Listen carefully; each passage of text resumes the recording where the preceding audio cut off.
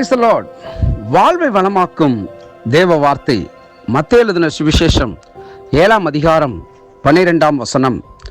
ஆதலால் மனுஷர் உங்களுக்கு எவைகளை செய்ய விரும்புகிறீர்களோ அவைகளை நீங்களும் அவர்களுக்கு செய்யுங்கள். இதுவே நியாயப்பிரமாணமும் தீர்க்க தரிசனங்களுமாம். ஆம், தேவன் எவ்வளவு கிருபையுள்ளவர் என்பதை கர்த்தராகிய இயேசு வெளிப்படுத்தினார். அவர் நமக்கு சிறப்பானவைகளை தருபவரும் எப்போதும் நன்மைகளை கொடுக்கிறவருமான அன்பான தகப்பன். இப்போது இயேசு நம்மையும் அவ்வாறே செய்ய சொல்லுகிறார். இது பின்பற்றுவதற்கான ஏதோ சட்டம் அல்ல, நம்மிடத்தில் இருக்க வேண்டிய அன்பின் ஆவி. நாம் செய்ய வேண்டியதை செய்வதற்கு முன்னாக எப்படி இருக்க வேண்டுமோ அப்படி இருக்க வேண்டும். நியாயப்பிரமாணமும் தீர்க்க தரிசனங்களும் என்பது முழு பழைய ஏற்பாடு ஆகும்.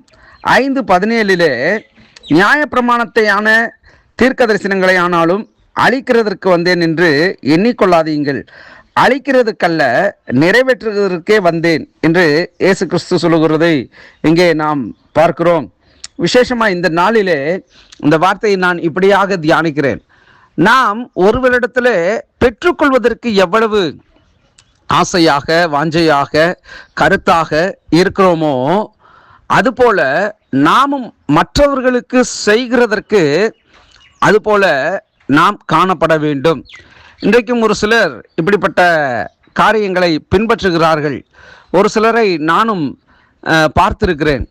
திருமண காரியங்கள், நல்ல காரியங்கள், சுப நிகழ்வுகள், இதை போன்ற இடங்களிலே சில இடங்களிலே அந்த அன்பளிப்பு பரிசை விரும்பாதவர்கள் இருக்கிறார்கள். அது சில சமயத்தினரை பொறுத்து இருக்கிறது. ஆனால் சில இடங்களிலே ஒரு சுப நிகழ்வுகள் நடக்கிறது என்று சொன்னால் அந்த இடத்திலே வருகிற மொய்யை வைத்து வாங்கின கடனையும் அல்லது அவர்களுடைய வாழ்வாதாரத்திற்கும் அது பிரயோஜனப்படும் என்பதற்காக அந்த அன்பளிப்புகளை ஏற்றுக்கொள்வார்கள். அப்படி சிலர் அந்த அன்பளிப்புகளை கொடுப்பார்கள். இதில் ஒரு சிலர் விசேஷமாய் இப்படிப்பட்ட அனுபவஸ்தர்கள் இருக்கிறார்கள். போகிற இடங்களிலே நன்றாக ஆகாரங்களை உட்கொண்டு அந்த இடத்துல பார்த்தீங்கன்னு சொன்னால் அவர்களுக்கு செய்ய வேண்டியதான அந்த அன்பளிப்பையோ அல்லது அதற்குரிய பரிசுகளையோ கொடுக்காதபடிக்கு அவர்கள் அந்த இடங்களிலே சைலண்ட்டாக வந்துடுவாங்க. மொய் வைக்க மாட்டாங்க, அன்பளிப்பு கொடுக்க மாட்டாங்க, இதை போன்ற காரியங்கள். ஆனால் தங்களுடைய காரியங்களிலே, அதாவது அவருடைய வீடுகளிலே வைக்கிறதான விசேஷங்களிலே மற்றவர்கள் நமக்கு இதை செய்ய வேணும், இவர்கள் வசதியானவர்கள், இவர்கள் நமக்கு இப்படி கொடுக்கணும் அப்படின்றத அவங்க ரொம்ப எதிர்பார்ப்பாங்க. நான் அப்படி ஒரு சிலரை பார்த்துருக்குறேன். சிலர் பார்த்திங்கன்னு சொன்னால் வெளியில் நடக்கிற எல்லா இடங்களுக்கும் போவாங்க. ஆனால் அவர்களிடத்தில், அதாவது ஒரு சுப நிகழ்வுகள் நடக்கிற பொழுது அவர்களை வரவேற்றோம் அப்படின்னு சொன்னால் அவங்க அந்த இடத்துல வரமாட்டாங்க. ஏன் அப்படின்னா அந்த அன்பளிப்பு கொடுக்கணும், பரிசு கொடுக்கணும் அப்படின்றத அவங்க நினைவில் வைத்திருப்பாங்க. அதனால் அப்படிப்பட்ட இடங்களுக்கு வரமாட்டாங்க. பார்த்தோம் அப்படின்னு சொன்னால் சில பொய்களை பேசுவாங்க. நான் அன்னைக்கு இருக்க முடியல, அன்னைக்கு முக்கியமான ஒரு இடத்துக்கு போயிட்டேன், முக்கியமான மீட்டிங் போயிட்டேன், முக்கியமான இடத்துக்கு நான் போனதுனால வர முடியலை அப்படின்னு அவர்கள் பேசுகிறத பார்த்துருக்குறேன். ஆனால் இந்த இடத்துல ஆண்டவர் உண்மையாகவே இதையும் ஒரு பொருட்டாக கூட அவர் சொல்லியிருக்க முடியும். மற்றவர்கள் நமக்கு என்ன செய்யணும்னு நாம் நினைக்கிறோமோ அதை நாம் மற்றவர்களுக்கு செய்ய வேணும். அப்படின்னா தான் நம்முடைய வாழ்க்கையிலையும் ஒரு உயர்வையும் ஒரு மேன்மையையும் ஒரு ஆசீர்வாதமான நிலையையும் நாம் அடைய முடியும். அப்படி நாம் செய்யாமல் நம்முடைய அதை எப்படி சொல்கிறது, அந்த குறுக்கு புத்தி அப்படின்னு கூட சொல்லலாம். இன்னும் சொல்லணும்னு சொன்னால் அது ஒரு நல்ல எண்ணம் கிடையாது. இதை போன்றதான மனிதர்கள் இன்றைக்கும் இருக்கிறார்கள். ஆனால் தேவன் சொல்கிறார், இப்படியெல்லாம் தேவனுடைய பிள்ளைகள் ஒரு நாளும் இருக்கக்கூடாது. மற்றவங்க உங்களுக்கு என்ன செய்யணும்னு நினைக்கிறவங்களோ நீங்கள் அதே மாதிரி செய்யுங்க, அவைகளையே நீங்கள் செய்யுங்க அப்படின்றத ஆண்டவர் கற்றுக் கொடுத்துருக்கிறார்.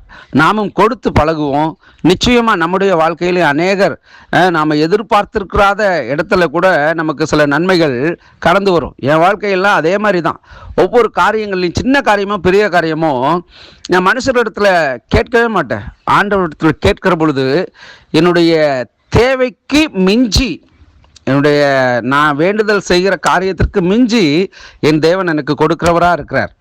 உடனே அப்போ நினச்சிடாதீங்க, சரி இவர்கிட்ட நிறைய இருக்குது, அதனால் இவர் ரொம்ப திமிரு பிடிச்சவர், இவர்கிட்ட நம்ம எவ்வளோ கறக்கலாம் அப்படின்ற மாதிரி அப்படி நான் சொல்ல வர்றதுக்கு இல்லை.